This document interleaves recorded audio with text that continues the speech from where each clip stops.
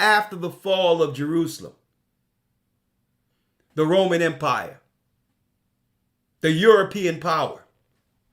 They are not Japheth, they are Esau. Okay? Go back to Matthew 24, the lawyer. Say Matthew 24, verse 5. Come on. And Yeshua answered and said unto them, Take heed that no man deceive you. Take heed that no man deceive you. In the context of the disciples identifying the end of the world, right? So that man is who, folks? At the end of the world. Esau. Take heed that no man deceive you. Read. Verse 5. For many shall come in my name, saying, I am Christ. Once we fall, once my people fall, once the temple have been taken by the Roman Empire, many of them will come in my name, saying, I am Christ. They will become the Holy Roman Christian Church. They're going to come in my name. They're going to take my name and create a new religion to uphold their God, the serpent, Satan. Many shall come in my name, saying, I am Christ, and shall what? And shall deceive many. And shall deceive many. Many people are going to think they're on the path of righteousness. And really, they're on the road to hell, following pagan beliefs from ancient Babylon, repackaged under the Roman Empire, under the papacy. And they shall deceive many. And that's why Christ kept stating, he that believeth on me, as the what? As the scripture hath said. Because if you don't believe in him as the scripture hath said, you are deceived. And you notice before he went into all of the extravagant signs, before that, he identified the deceivers first. Because the deceivers would make doctrines, speaking of the Roman Catholic Church, the Jesuits, the Knights Templars, and all those that relate to the Roman Empire, they would create doctrines that would divert us from the signs Christ was giving the disciples. Okay? The prophecies that we must look into to know how close we are. They would create theories and philosophies, dispensationalism, the rapture. They would go Sunday worship. They would go into all these different quasi ideologies to divert us from the signs so that our people wouldn't realize in the last days exactly what time we're living under. The time of the end. Okay, that's why he pointed out Esau first as the deceiver. As the deceiver. Now, why am I saying and going into Esau concerning paganism? The pagan lie called Easter is today. Is today. The pagan lie called Easter. Who lied to us? Who would have us believe that this day could have anything to do with Christ? Well, let's go to Daniel. The fourth beast is the Roman Empire according to the Bible. So, of course, the disciples knew of Daniel's prophecies. They knew they were living in the fourth beast. And what would the fourth beast do? To deceive the world. What would be their modus operandi? Right? Let's go. Daniel 7 and 25. Follow me here, brothers and sisters. This is going to be a quasi-academy type class with a lot of history and references, but you need to follow me. Daniel 7 and 25. Read it, Elder Lawyer. Daniel 7, verse 25. Come on. And he shall speak great words against the Most High. So this beast, the fourth beast, being the Roman Empire, will speak great words against the Most High. All right? Now, what are those great words? See, they would have what? They would have the demeanor of a lamb, but speak as a dragon. Through their psychology, no one would see them coming because they have what? They have a calm facade, a caring facade. But in their hearts, they have the heart of the dragon, the mouth of the dragon. Straight deceivers, to a degree that people would begin to trust these people in power without viewing or understanding their history of how they've come to power. See? So it says, read it again, Elder Lawyer. And he shall speak great words against the Most High, and shall wear out the saints of the Most High. He shall speak great words against the Most High. The great words is setting up new laws. When the laws of God was given to Moses to govern all men, the great words is to set up new laws that would rival the laws of God. And see, and they use psychology to convince people to go with their deceptive tactics. They're evil. They shall speak great words against the Most High. They would claim that they founded a country on the Judeo principles of the Bible, but yet draft their own constitution. And the people that drafted the Constitution were occultists. Speaking great words. And do what? And shall wear out the saints of the Most High. And these people, the Roman Empire, will wear God's people out. They'll wear you out. How do they wear you out? All of their strategies would be to have us under what? Servitude positions. And to believe, and think about this, to believe that we are accomplished, that we've accomplished something serving them. I need y'all to think about that. They would clean up servitude and make it nice because you got on a suit. And they'll always say jobs, jobs, jobs. We need more jobs, jobs, jobs. Not that working isn't good. Not that working isn't good.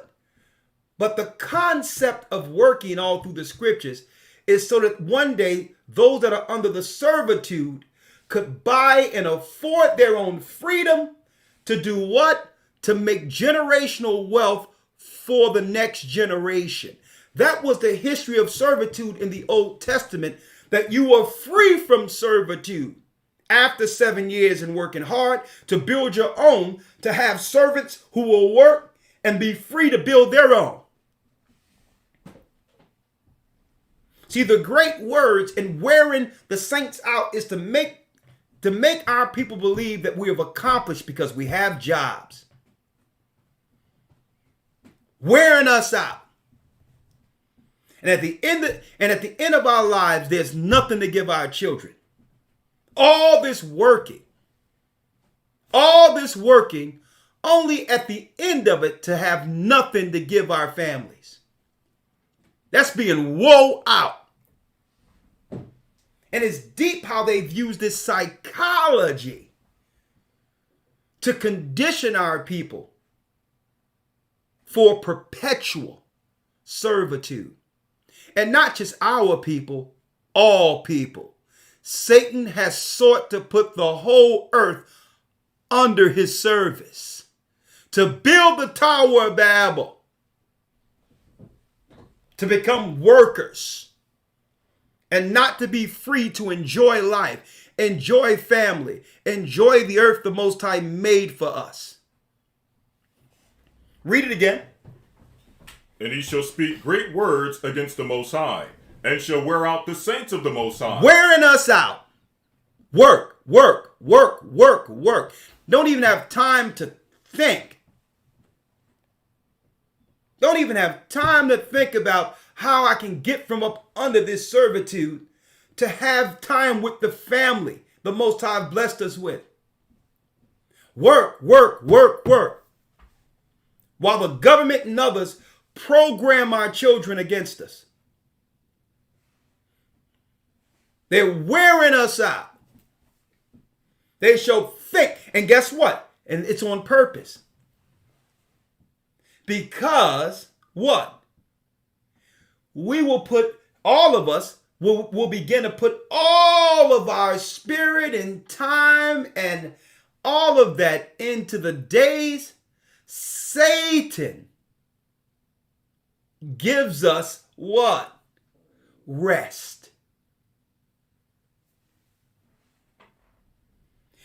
Wear us out and only allow the days for us to have family time when he says so. Christmas, Easter, Sunday. See?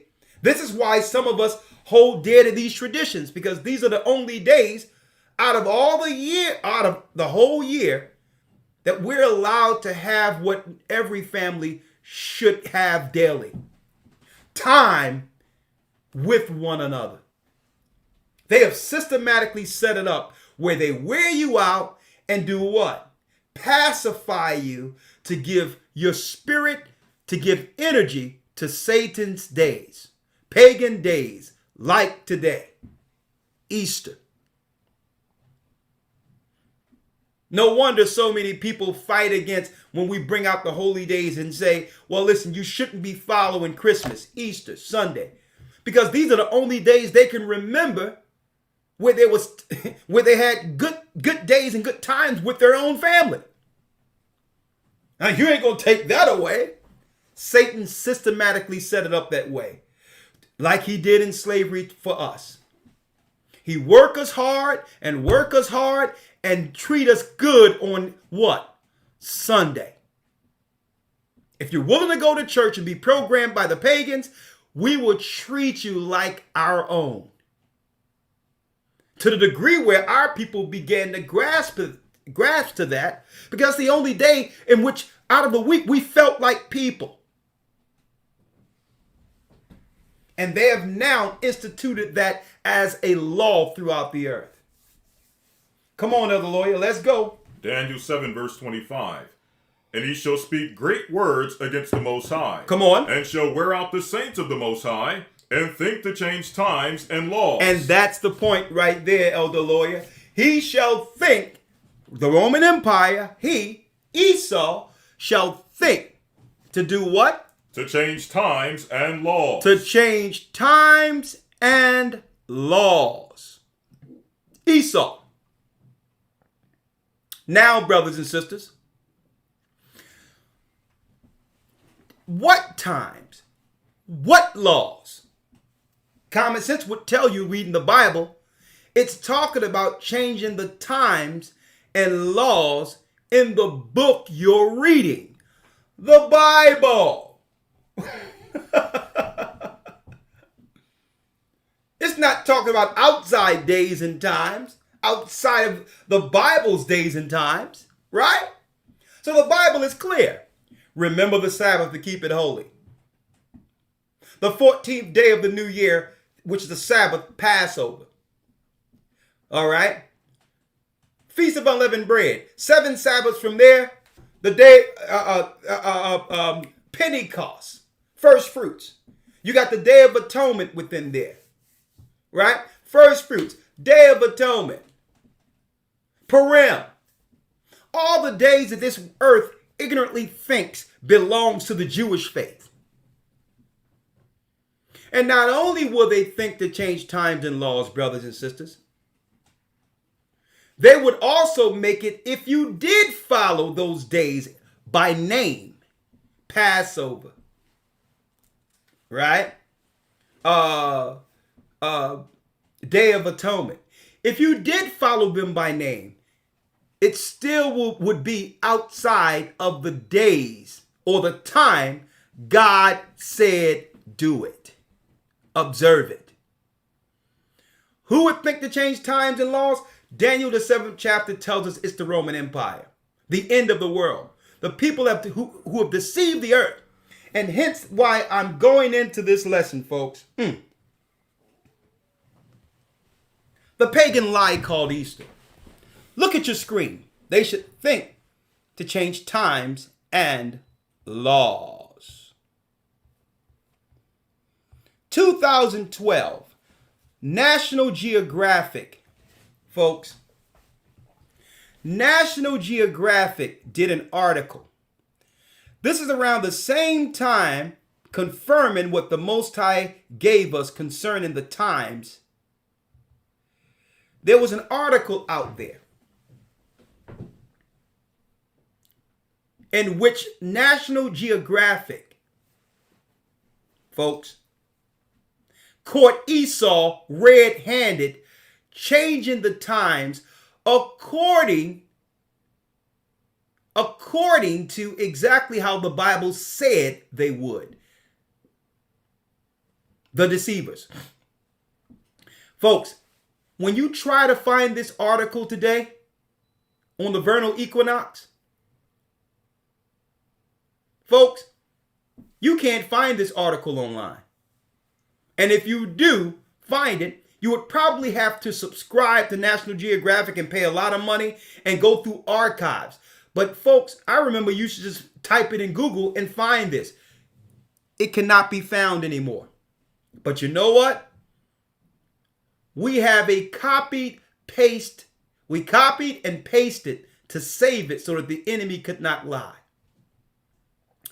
The vernal equinox of 2012, first day of spring myth busted. Because they've orchestrated time according to who? According to the devil, to link into the spring solstice, bringing in what? A Sunday to be worshipped as Easter for the goddess Esther. Now, I'm going to read some of this, because I know you probably can't see it from there, Elder Lawyer, so I'm going to read it. Mm-hmm. All right. Let's read some of this. Vernal equinox 2012, first day of spring myth busted. Are day and night equally long today, the 2012 vernal equinox or spring equinox? Get the answer in the first day of spring's facts and oddities. In the northern hemisphere, winter officially ended 1:15 a.m. Eastern and Tuesday, March 20th, 2012. The vernal equinox or spring equinox making today the first day of spring. But don't be fooled by the old rumor that on the spring equinox the length of day is exactly equal to the length of night. The true days of day and night equality always fall before the vernal equinox. So when they tell you it's spring, outright, they know that spring happened before the world announces the vernal equinox. Equal parts day and night, which means everyone is following the Passover later than they are supposed to. Everyone, everybody out there who are not charting the true time. And this is why we gave people a calendar. All the other groups, if they wanted to, they could order the calendar and deal with the calculations and know exactly what day it is. According to God, not according to the Roman Empire or the Jewish calendar telling them when Passover falls on. Right? They shall think to change times and laws. And I've seen Hebrews and all that go into that scripture. But yet they'll still follow Passover and all that according to the same people they call liars. Let me show you. It says the true days and night equality always fall before the vernal equinox and after the autumnum or fall equinox, according to Jeff Chester, a public affairs specialist with the U.S. Naval Observatory in the Washington, D.C. Exactly when it happens depends on where you are located on the surface of the earth, he said. Now, we knew this because we were in the East. And we understood the difference between what? Equal parts night and day in the East opposed to here in the West. Okay? Exactly when it happens depends on where you are located on the surface of the earth, he said. By the time the center of the sun passes over the equator, the official definition of equinox, the day will be slightly longer than the night everywhere on earth. The difference is a matter of geometry, atmosphere, and language, right? Now, I'm not going to go into crossing the equator and all those things here, right? Let's go straight here. And I'm putting this out here, brothers and sisters, also, not just because Esau sought to change times and laws. By doing so, even Israelites are following Esau's holy days. They think it's Passover, but nothing is going on in heaven when they're doing their Passover. It's not aligned with the heavenly time. See? So it's not just Rome going off, Esau going off. It's Israelites who began to trust the Roman Empire concerning the calculation. Right? It says here, vernal equinox special nonetheless. Now, in the article, it gives you equinox pictures as well as citing sources. The length of day and night may not be equal on the vernal equinox, but that doesn't make the first day of spring any less special.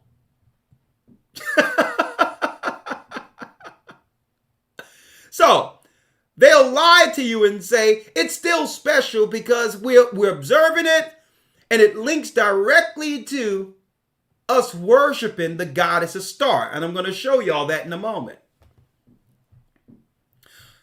Pope, it says the Pope shuffles the vernal equinox.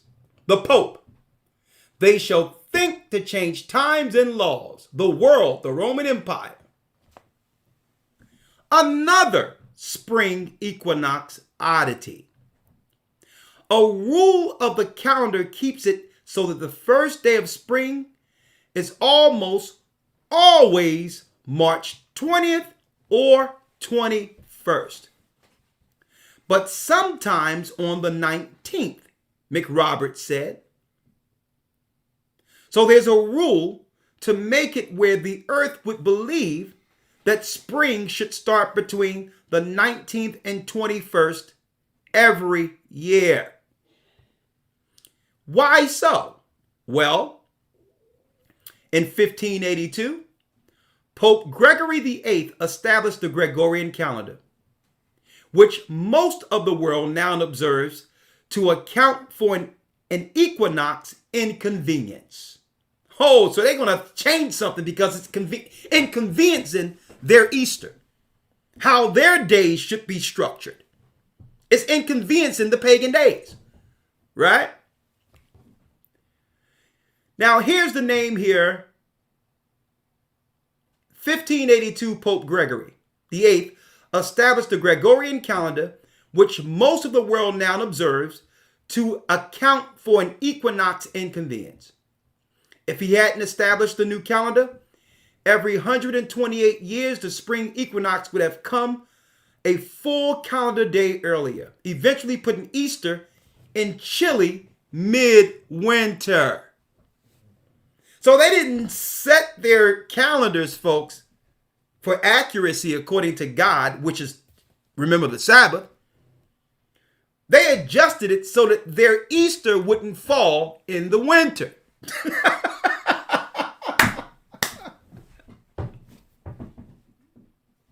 See, this is what happens when you don't follow God, Esau.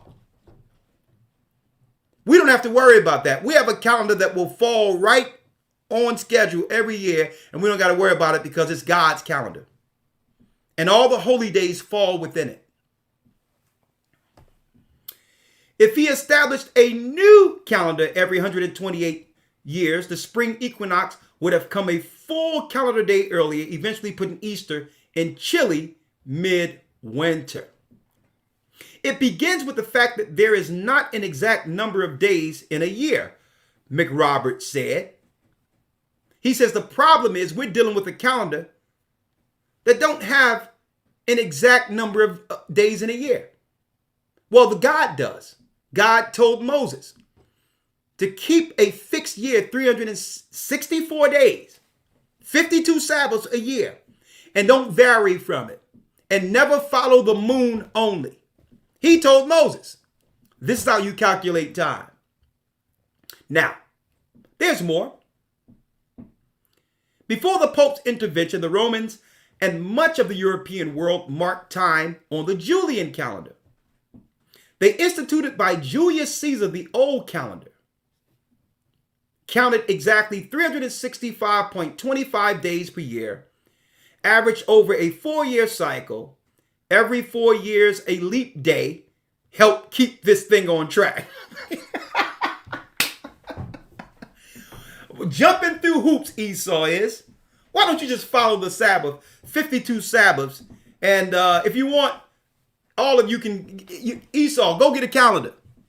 Go to gatheringchrist.org and find the real time according to God. It turns out, however, that there are 365.24219. This guy don't know what he's talking about either. In an astronomical tropical year, defined as the time it takes the sun as seen from Earth to make a complete circuit of the sky. Using the Julian calendar, the fall and spring equinox and the seasons were arriving 11 minutes earlier each year. By 1500, the vernal equinox had fallen back to March 11th. On and on and on. There's more. I want to show y'all here. To March 11th. Right? So what did this tell us, folks?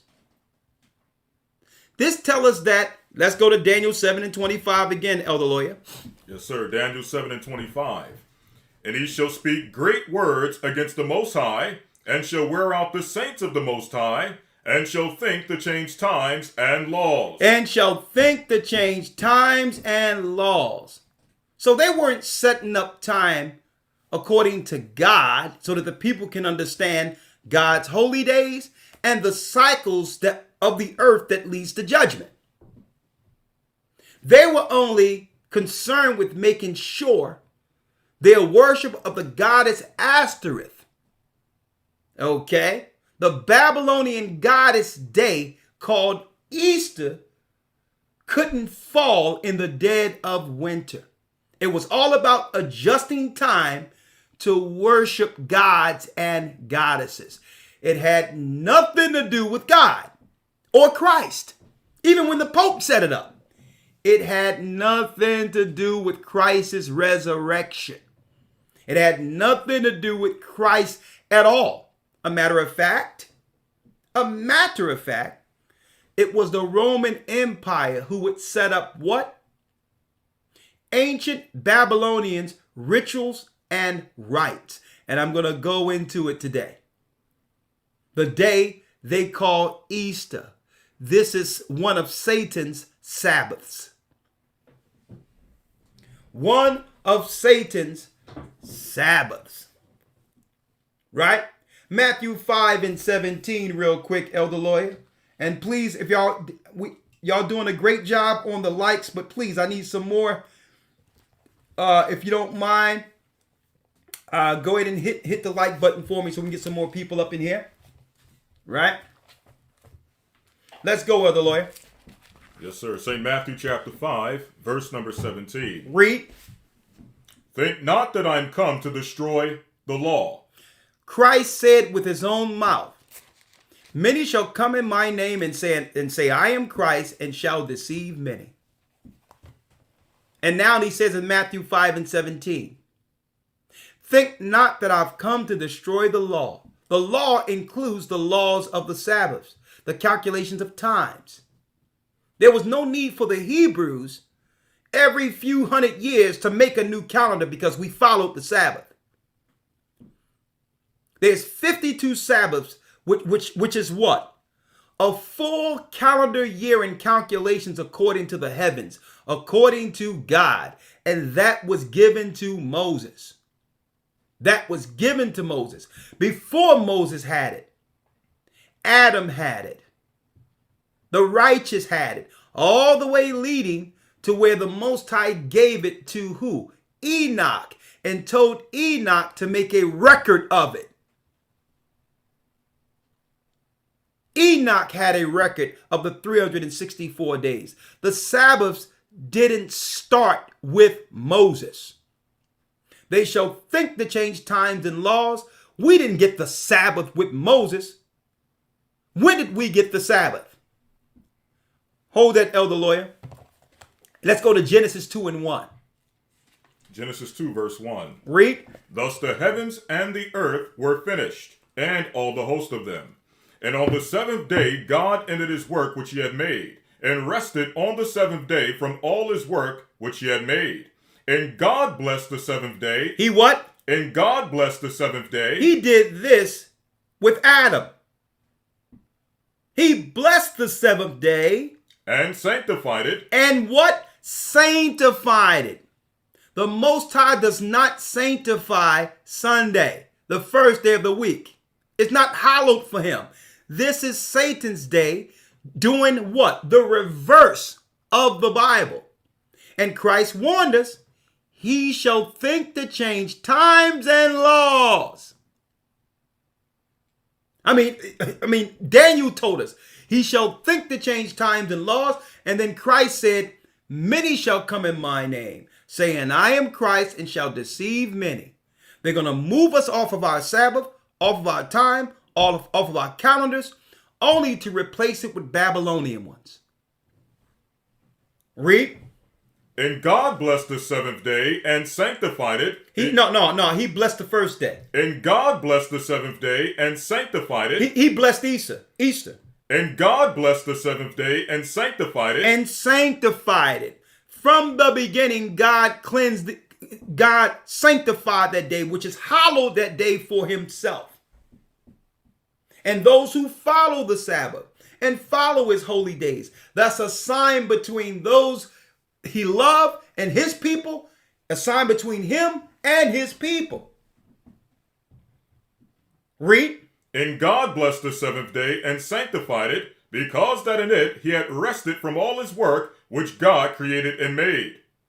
So the Most High gave the Sabbath as a holy day to Adam, which means all those who came from Adam were supposed to follow it. Doesn't matter if you're a Jew or Gentile. You're supposed to get on code. Israelites are a light to the Gentiles. It was meant, the Gentiles are deceived too. It was meant for them to follow the Sabbath. See that? It was meant for the Gentiles to follow the Sabbath. How do you know this? Folks, I need y'all to think about it. If the Most High meant for only one nation to follow the Sabbath, Shem would have been the only son on Noah's ark. Shem, Ham, and Japheth was saved out of the flood. and they understood the Sabbath and all what Noah taught them. Okay? Noah was taught through Methuselah, Enoch. The information before the flood, Noah brought to this side of the flood. It was meant for all nations to observe the Sabbath, but yet the devil have turned the whole world to him. The whole world is deceived. And who's heading this up? The Roman Empire. The woman who rode what? The scarlet colored beast. Let's get it real quick.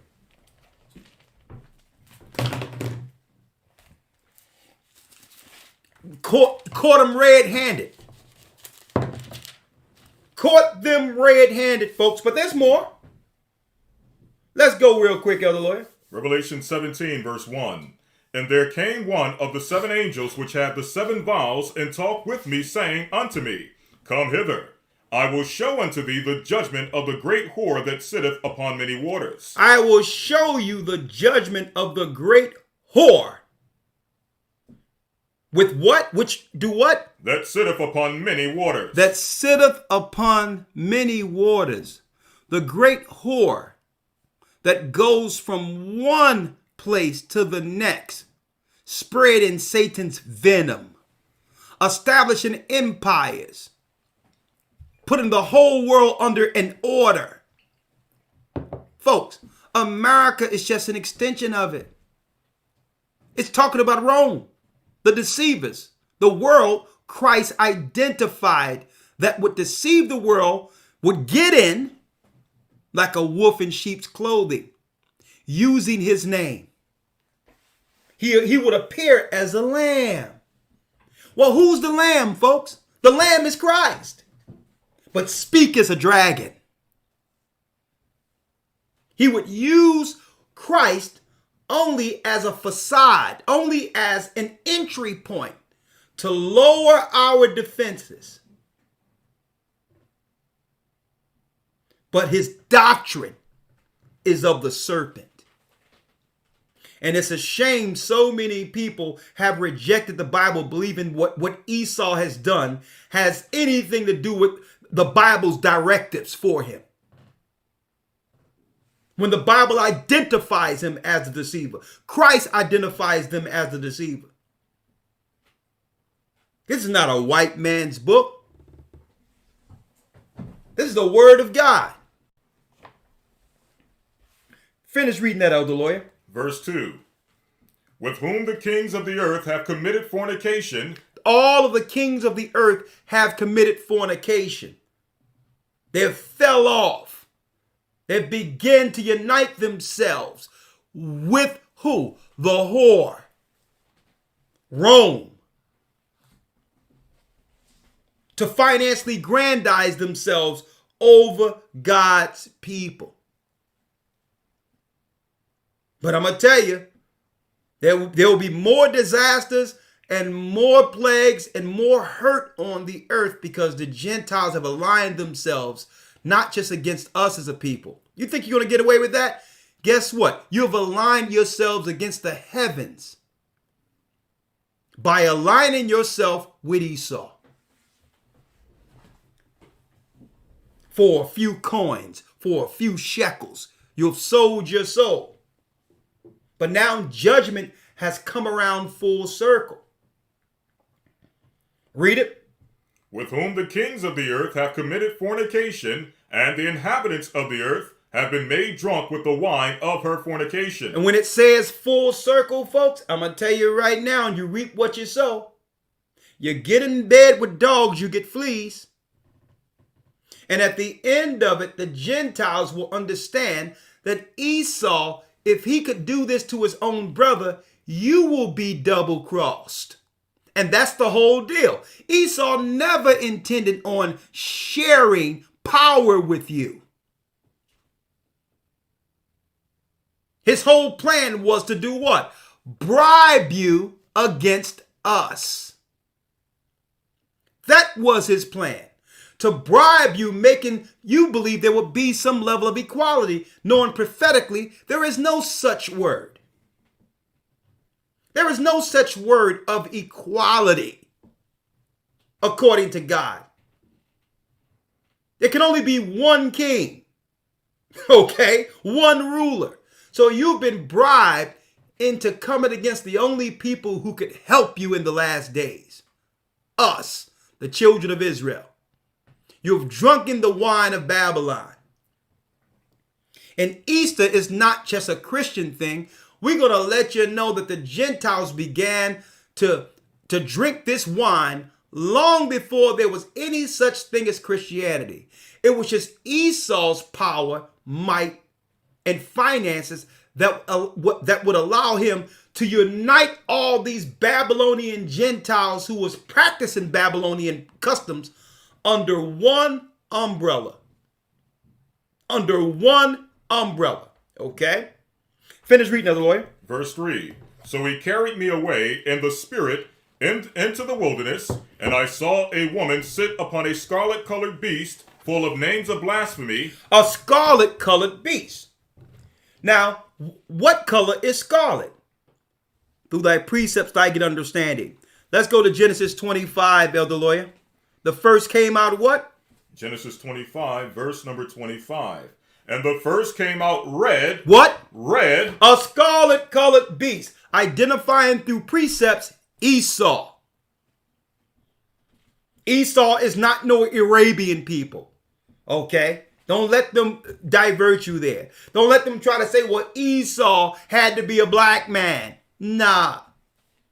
The first came out what? And the first came out red. The Europeans aren't Japheth, okay? They're not Japheth. They overtook Japhetic lands and began to colonize those areas with Edomites through Zepho. Zepho was the grandson of Esau. So just because you can find ancient history of what you would call European or white people in Japhetic lands doesn't mean they're Japheth. Okay? Read, come on. And the first came out red all over like an hairy garment, and they called his name Esau. Who? Esau. And Esau's name was turned to what when he ate that red pottage? Read it. Verse number 30. Precepts, write them down. Come on, chapter and verse. Genesis 25 and 30. Yep. And Esau said to Jacob, Feed me, I pray thee, with that same red pottage, for I am faint. For I am faint. Therefore was his name called Edom. Therefore was his name called Edom. Genesis 36 and 1. Let's go. Write them down. Y'all getting a quasi-academy lesson today. I'm going to show y'all, folks. Y'all better be in that academy. Okay. I'm going to tell you, these are the classes that a lot of you are missing. I'm talking about in the order and context of how we bring things to light with history, white papers. It can actually be scientific papers, right? We're giving you a window into what you can normally expect. And this is really not on the same level, but you can expect this and more in the academy, folks. Finish reading. Genesis 36, verse 1. Yep. Now these are the generations of Esau. These are the generations of Esau. Who is Edom? Who is who? Who is Edom? That's a lesson we have. Who is Edom? Read. I need you to go down to now the what? The 9th verse. I'll read verse 8. Read verse 8. Come on. Verse 8. Thus dwelt Esau in Mount Seir. Thus dwelt Esau in what? In Mount Seir. In Mount Seir. Esau is Edom. He's who? Esau is Edom. Esau is Edom. Read. Verse 9. And Edom means red.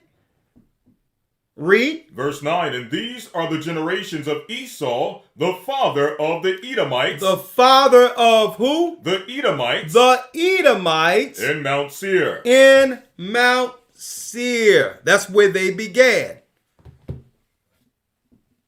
They began to reprocreate with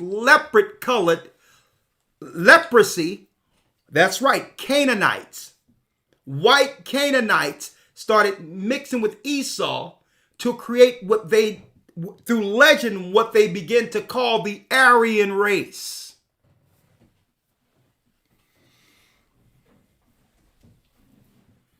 But really, there's no such thing as white people. It's red.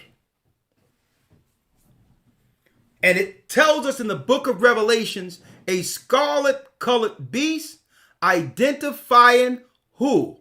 Rome, the fourth beast. Scarlet color, red.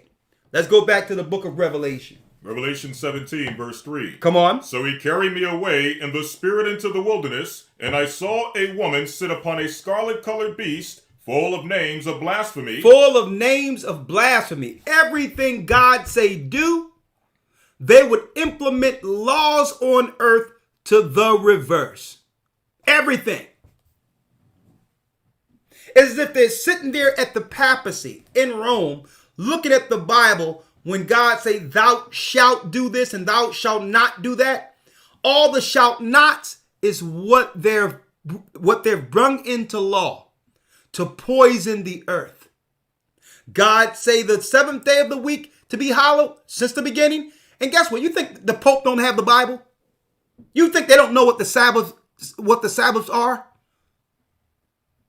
In order for them to change something and set up new calendars, that means they must know what was originally there, but have defied it. See?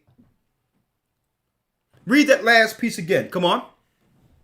It says, it says, I saw a woman sit upon a scarlet-colored beast, full of names of blasphemy. Full of name of blasphemy. Blasphemy are lies. Blasphemy are lies. Whatever God says, they push the reverse. And then if you say, well, are we supposed to be doing this against the laws of God? They'll say, well, you can do it. God give you the grace to do as thou wilt. And then the Pope will tell you, well, I have the power to absolve sin. Just tell me what you did and keep doing it. See? And I will absolve you from your sin here on earth, so that you'll have entry into heaven. That's where the whole grace concept comes from. They're not teaching grace according to the Bible.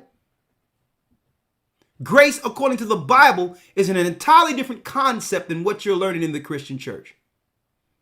Grace would be, for instance, man, these collard greens taste good. They good. And then your aunt tell you that she used fatback or some type of pork, unlawful meat in your greens.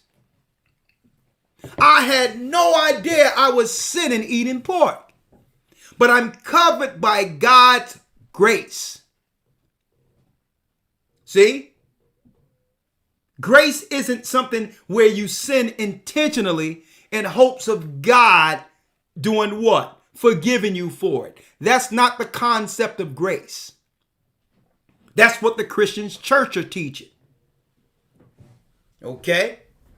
Grace happens when you don't have no control. You're right. Listen, if I don't go to work today, I'm not going to be able to feed my family, even though today is a Sabbath. So even though I'll follow the Sabbath in my heart because I know it's the Sabbath, I'm asking Christ to give me grace to do the work for my family, to bless my family until I can get these days off permanently. He's covering me in areas in which what? I cannot follow the law without what? If I followed this, my family would be doomed. I'll be put out in the streets. That's when grace comes in. When you have to work on the Sabbath, knowing that they need you there or you won't have a place to stay. Then Christ will like, okay, you get grace for that. But make sure you pray before you pray in the house before you leave. And on your breaks, go in the bathroom and ask the Most High, make sure that I'm observing you on this Sabbath, but you understand, thank you for your grace. Your grace suffices. It covers me. That's when grace come in. Grace don't come in when you're changing a whole day that God said, remember the Sabbath. And now you're doing it on every Sunday, claiming you're under grace, being protected under a new law God didn't give you. Well, I'm celebrating Easter and I'm under grace. No, you're not under grace for that. You are intentionally breaking God's law. Grace doesn't cover that. Okay? And of course, I'm going to go there where it says Don't judge no one according to a new moon or meet or a holy day, to show you how the Christians aren't even rightly dividing that. They're liars. They're deceivers, like Christ said they would be. I'm going to go there too. Because how can you try to use Christ himself against his Father's laws? That's evil in of itself. Christ says, think not that I've come to destroy the law of the prophets. Christ says, listen, I came not here to do my own will, but the will of him that sent me. I'm not bringing new rules.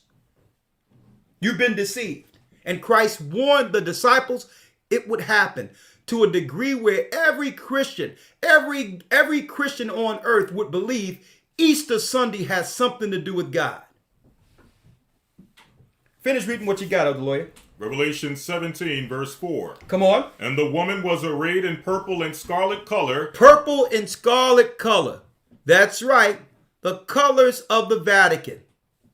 The cardinals and bishops. Purple and scarlet are the color of what? The chief positions of the Roman Catholic Church. Read. And the woman was arrayed in purple and scarlet color, and decked with gold and precious stones and pearls, having a golden cup in her hand full of abominations and filthiness of her fornication. Having a cup in her hand filled with what? Full of abominations and filthiness of her fornication. Filled with an abomination and filthiness of her fornication. Molestations. Fornication, evil. You would tell these men who are priests that they're not to get a wife.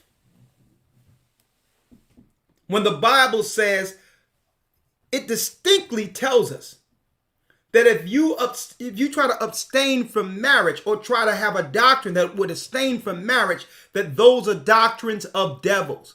But yet the priest in the Catholic Church cannot get a wife, but yet we have all these stories coming out here where they're dealing with what? Children and all that, but yet they can't get a wife?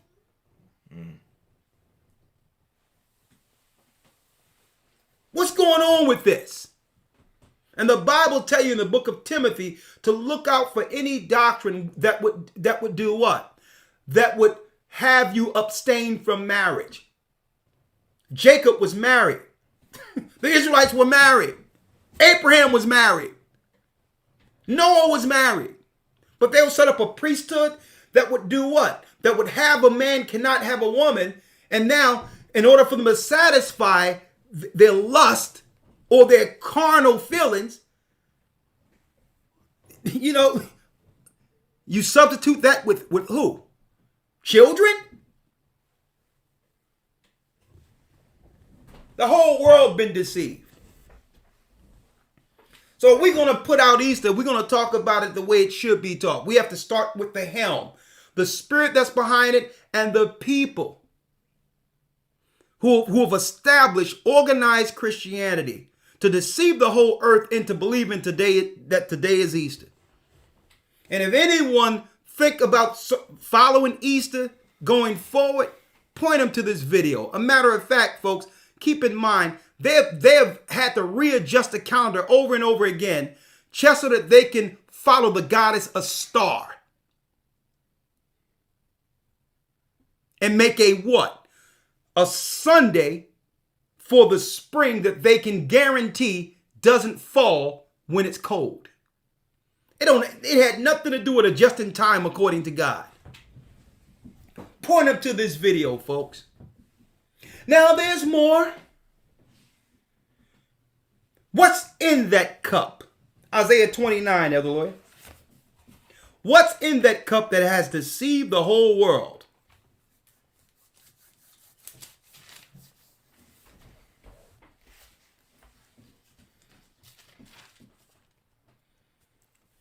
Isaiah 29, verse number 10. 9. Yeah, go ahead. No, yeah, go. Stay yourselves and wonder. Stay yourselves and wonder. Cry ye out and cry. Come on. They are drunken, but not with wine. The people are drunken, not with wine. Remember it says she has a golden cup and all the nations have drunk of the wine of her fornication. Well, fornication, folks, is what? Actions against the laws of the Bible. Physical fornication is what? Inordinate sexual activity. Physical fornication is what? Carnal relations outside of the law. Spiritual fornication is when the people of the earth begin to operate against the laws of God only to unite themselves with the God of this world. That's spiritual fornication. When you renounce the God who made us only to worship idols, only to worship lesser gods and goddesses. That's what's going on today, folks, on Easter. It's spiritual fornication. And what's in that chalice or cup of that all nations have drinking out of? The cup that the Pope holds? Let's read it. Stay yourselves in wonder. Cry ye out and cry. Come on. They are drunken, but not with wine. The people are drunken, but not with wine. Read. They stagger, but not with strong drink. They have taken what? From the chalice of fornication, the chalice of the papacy or Rome. And now the people are so drunk, they know there's a God but can't find him. Like a drunk man, they're staggering from the Jehovah Witness to the Baptist church. Oh, I need a church home.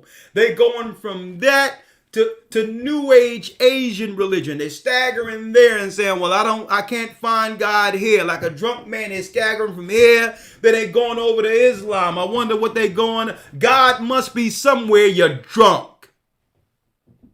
You're drunk. Because all you had to do was open up the Bible. The Bible is clear concerning one unified doctrine that was given to Moses, that was given to Adam. The do's and don'ts are all in the Bible. How we must interact with one another, all in the Bible. Moral, civil, dietary. The day we should actually worship him, the day that he actually told us with his mouth, the Bible, on how to observe the days given to mankind. All of that is in the Bible, folks. And you're sitting there drunk looking for another idolater or sorcerer or witch to interpret something for you. And it's right there. You stagger. Sitting there in church, Jesus on the main line, tell him what you want. Oh, Jesus on the main line, tell him what you want. And ain't no, here on Easter, talking about the main line, on a road to hell. With the pastor sitting there trying to what? Relate Christ to Easter. Then you ask the pastor, show me where God says do this day in the Bible. When Exodus 20th chapter in the 8th verse says, remember the Sabbath and to keep it holy. Now explain to me, justify breaking the word of God, pastor. When the history tells us the Roman Catholic Church gave you Sunday worship, that you've learned this in slavery. The Bible never taught us this. Well, let me find a scripture that can justify my disobeying God. I know he said do this, but let me find an excuse not to do it in the same book. Now, check it out, folks. I need y'all to think about it. How am I to trust that pastor when God said one thing and he's trying to find a verse in the same book? The same book to say it isn't necessary anymore. How am I supposed to believe the book then?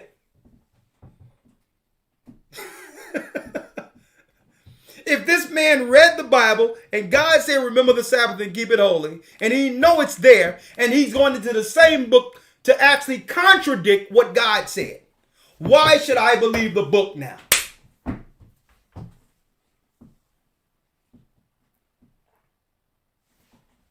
Finish reading that part, Elder Lawyer, once more. Verse number 9.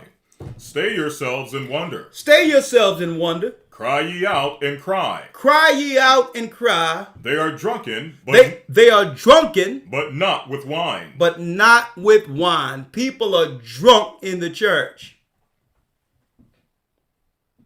So if you begin to feed them or have them drink the lies, the people become delusional and begin to live a delusion, drunk, believing that they're on the path of righteousness. Read. They stagger, but not with strong drink. For the Lord hath poured out upon you the spirit of deep sleep, and hath closed your eyes. The prophets and your rulers, the seers hath he covered. The seers have he covered. The seers are your teachers, are your pastors. Now, someone made a statement with a comment right on time. Well, if we shouldn't follow Easter, why is the word Easter in the Bible, right? I knew you would ask that question, and it's part of the lesson. Hold tight. We'll be right back with part 2, the pagan lie called Easter.